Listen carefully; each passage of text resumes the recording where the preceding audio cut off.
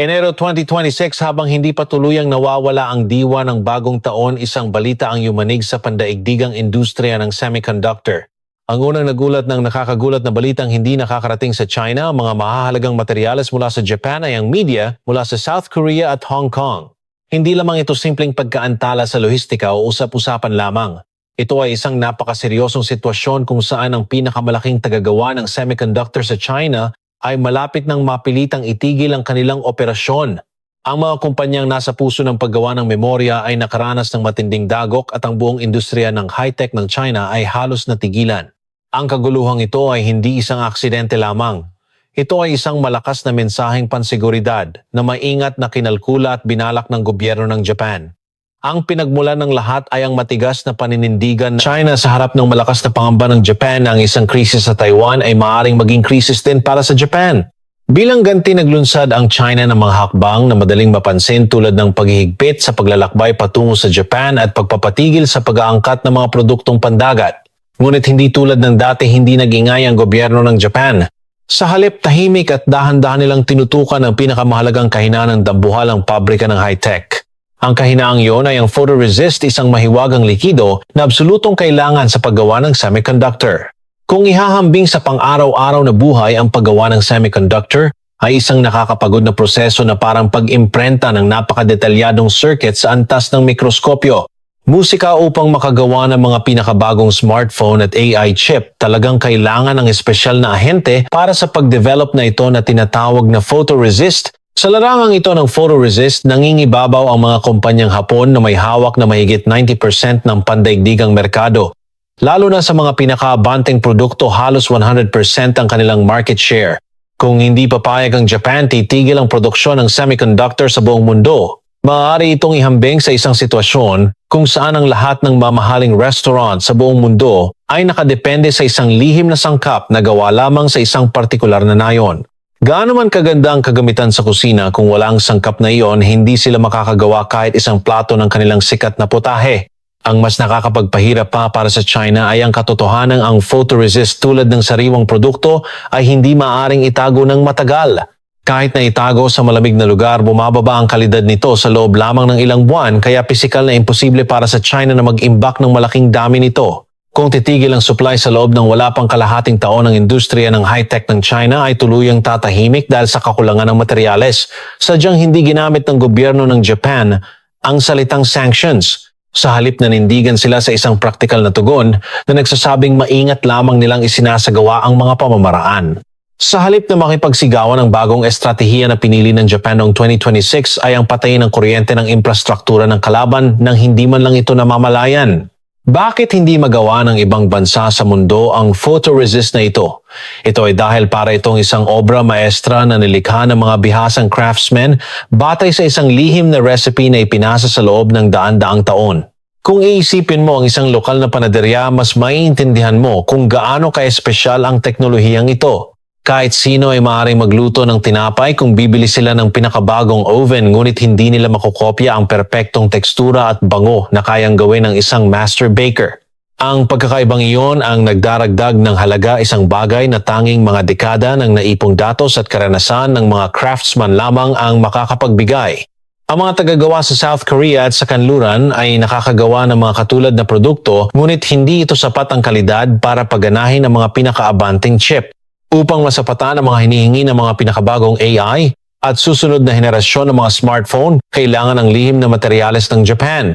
Nakita ng gobyerno ng Japan na ang teknolohiyang ito ay hindi lamang isang produktong pang-industriya, kundi isang estratehikong materyal na humahawak sa kapalaran ng bansa.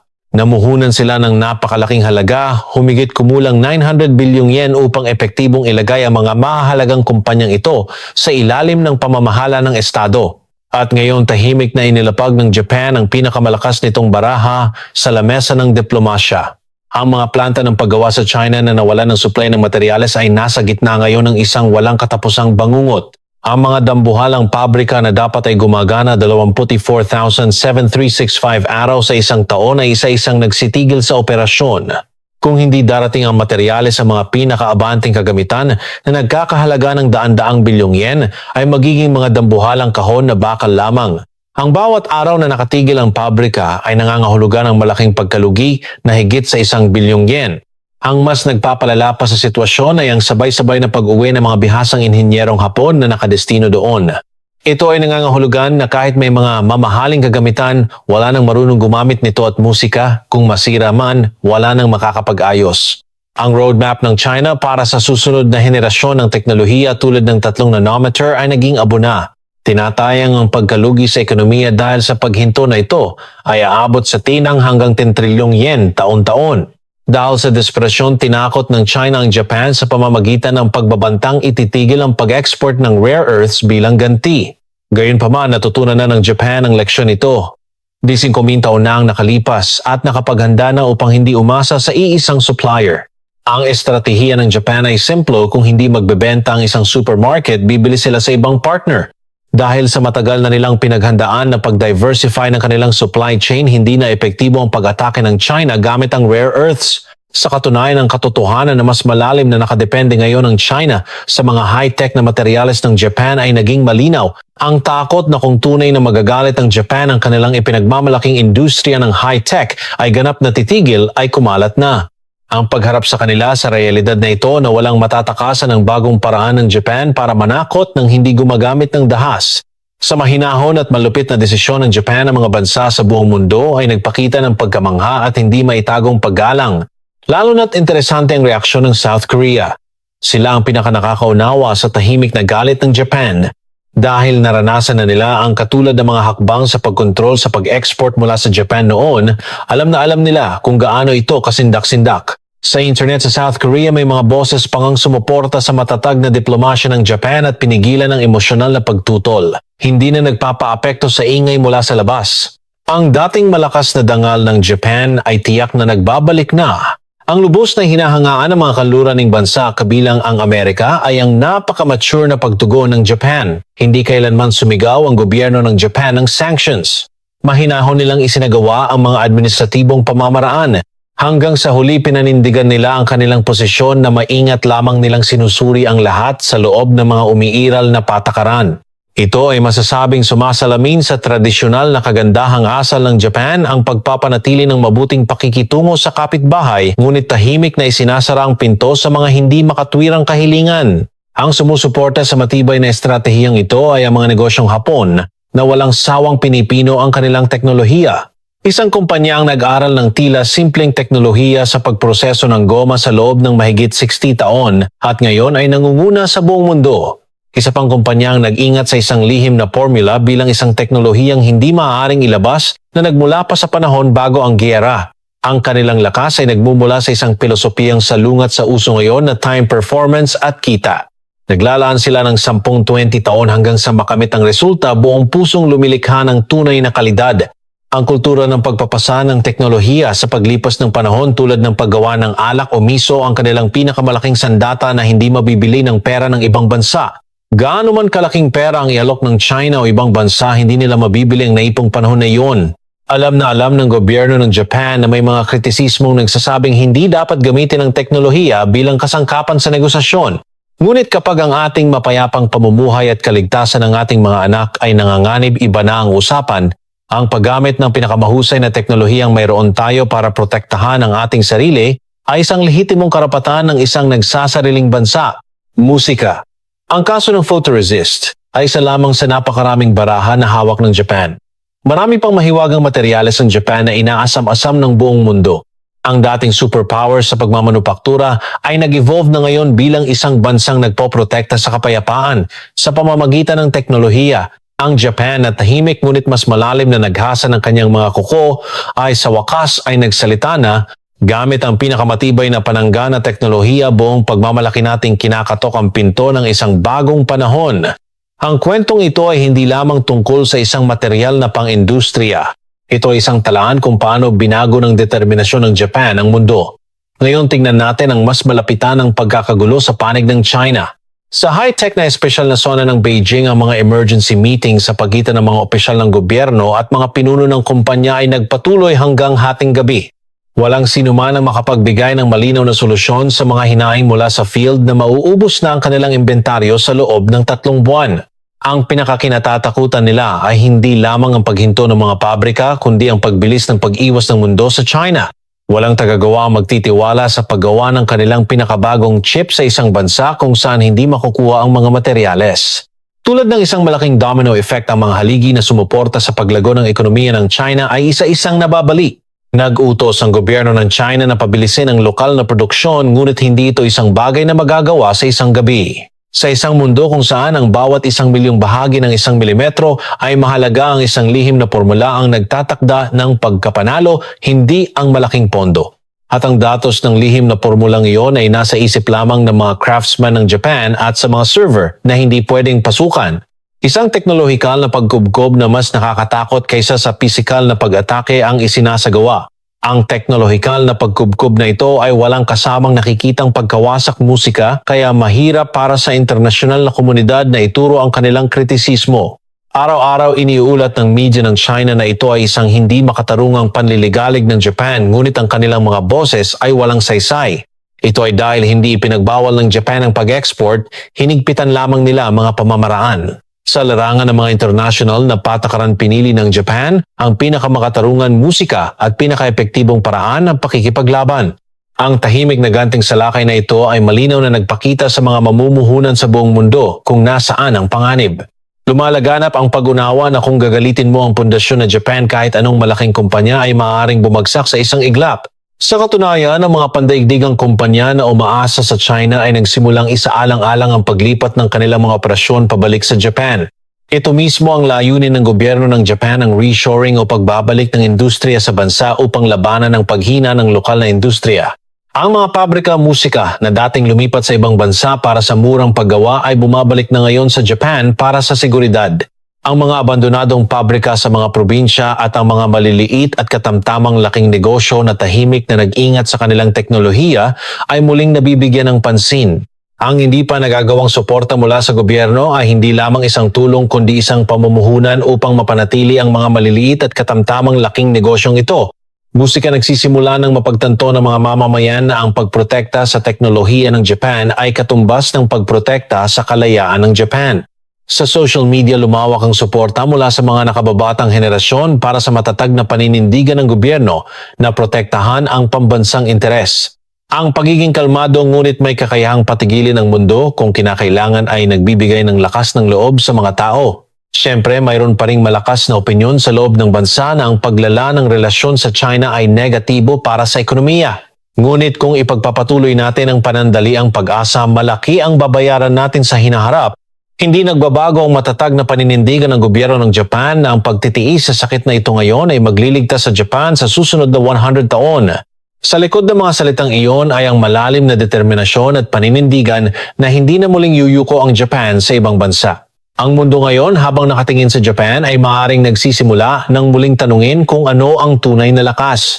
Hindi puwersa o salita kundi ang pagmamalaki sa sariling trabaho ang pinakamalakas na sandata. Sa larangan ng ekonomiya, pinatunayan ng Japan sa mundo kung gaano kalakas ang tahimik na presyon.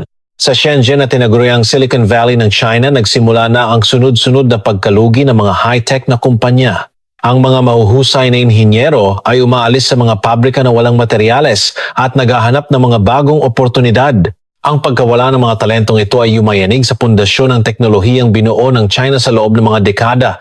Hindi lamang naghihintay ang Japan. Mabilis nilang inihanda ang sistema para tanggapin ang mga nagbabalik na tekniko. Sa mga rehiyon ng bansa, sunod-sunod na muling nabubuhay ang mga Silicon Islands na may mga pinakabagong kagamitan. Sa malalawak na lupain ng Kyushu at Hokkaido, pumipila ang mga pinakaabanteng kumpanya sa mundo para magtayo ng mga pabrika. Ang malinis na tubig, matatag na supply ng kuryente at maaasahang teknolohiya ng Japan ay muling umaakit sa mundo. Ang paghawak sa supply musika chain ng photoresist ay katumbas ng paghawak sa puso ng pandaigdigang digital na lipunan. Ang dayuhang media na dating tinawag ang Japan na isang tapos na bansa ay ngayon ay tinatawag itong tagapagtanggol ng teknolohiya. Sa loob ng gobyerno ng China, may matinding hidwaan sa pagitan ng paksyon na nagnanais makipag-usap sa Japan at ng paksyon na naninindigan sa matigas na posisyon. Ngunit kahit na gusto nilang makipag-usap, ang mga kondisyon na inilalatag ng Japan ay napakahigpit at walang puwang para sa kompromiso. Ang ganap na proteksyon ng intellectual property at pagsunod sa mga patakaran ng merkado ang absolutong musika kondisyon para sa pagpapatuloy ng kalakalan. Isang malinaw na hindi ang kanilang isinagot sa mga hindi makatarungang kahilingan at paglilipat ng teknolohiya na dati tahimik na tinatanggap ng Japan. Ang matatag na paninindigang ito ay nagbigay ng malaking lakas ng loob at pag-asa sa mga bansa sa Timog Silangang Asya. Dahil gumawa ito ng isang halimbawa na kung ipaglalaban mo ang tama laban sa isang dambuhalang kapitbahay, magbubukas ang daan. Ang diplomasya ng Japan ay nagbago ng husto mula sa dating pakiusap tungo sa proposisyon na may kasamang lakas. Ang determinasyon ng Japan na nakapaloob sa bawat patak ng photoresist ay nagbabago sa kasarinlan ng Asya. Araw-araw inihahatid ng mga balita sa mundo na may pagkamangha ang mga bagong galaw sa merkado na dala ng tahimik na revolusyong ito. Tayo ngayon ay nakatayo dito bilang mga saksi sa isang sandali kung kailan gumagalaw ang kasaysayan. Ang labanang ito ng teknolohiya ay isang hintuan lamang sa walang katapusang paglalakbay ng Japan tungo sa tunay na kasarinlan. Noong unang panahon, tinugunan ng Japan ang kahirapan sa likas na yaman sa pamamagitan ng karunungan ng processing trade at nakamit ang mabilis na pag-unlad ng ekonomiya.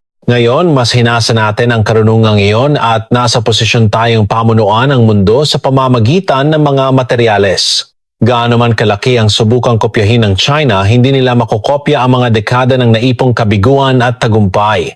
Nakakatuwang isipin na ang isang patak ng tuklas na tila bunga ng swerte at pagtitiyaga ay naging pinakamalakas na sandata ng Japan ngayon.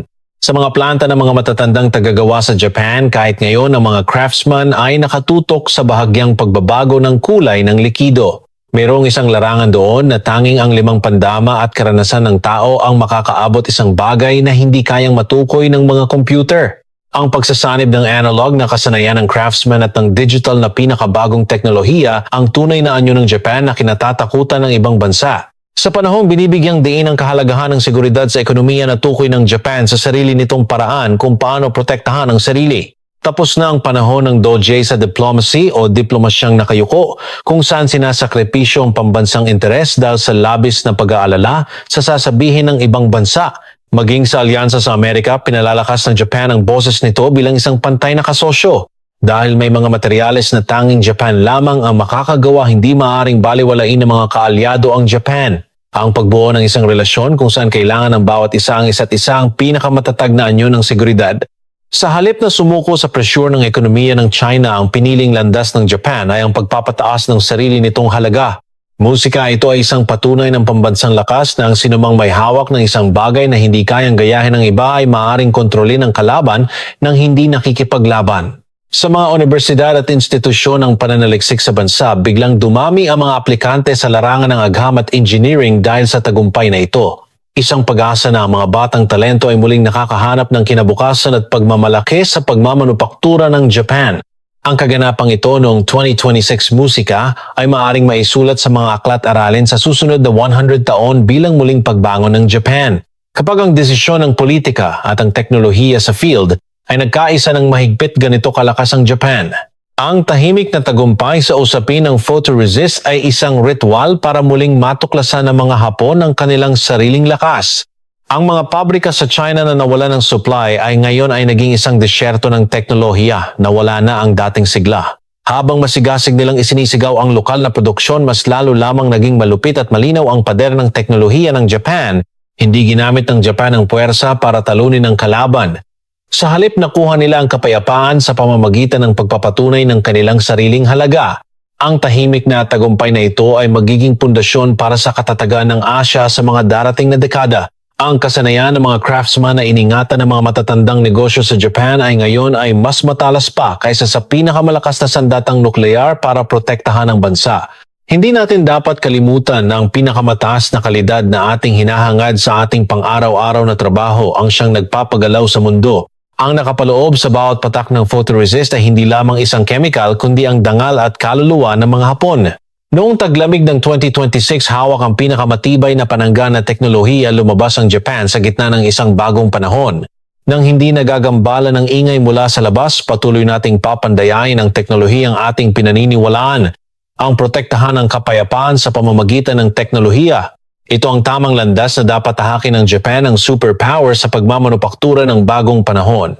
Dito pansamantalang nagtatapos ang kwento, ngunit ang mga hamon ng Japan ay hindi titigil Ang susunod na mahiwagang material na gugulat sa mundo ay maaaring isinisilang na sa isang laboratorio sa sandaling ito.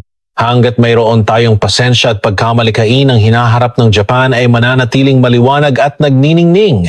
Kung ang video na ito ay magiging dahilan upang magkaroon kayo ng pagmamalaki sa teknolohiya at kultura ng inyong bansa, musika, wala nang mas ikasasaya pa kami. Ang landas ng tahimik na pananakot na pinili ng Japan ay nagpakita ng isang bagong paraan ng pakikipaglaban sa mga bansa sa buong mundo. Hindi sa pamamagitan ng pagsira sa kalaban kundi sa pamamagitan ng pagpapabuti sa sarili, idinisenyo ang isang mundong walang hidwaan. Ito ay masasabing isang perpektong anyo sa modernong panahon ng diwa ng wa o pagkakaisa na matagal nang nilinang ng bansang Japan. Ngayon na ang panahon upang muli nating namnamin ang kaligayahan ng pamumuhay sa mapagmalaking bansang ito. Mangyaring asahan ang teknolohiya ng Japan, ang determinasyon ng Japan at ang hinaharap ng Japan. Maraming salamat sa panonood. Magkita-kita tayo sa susunod na kwento.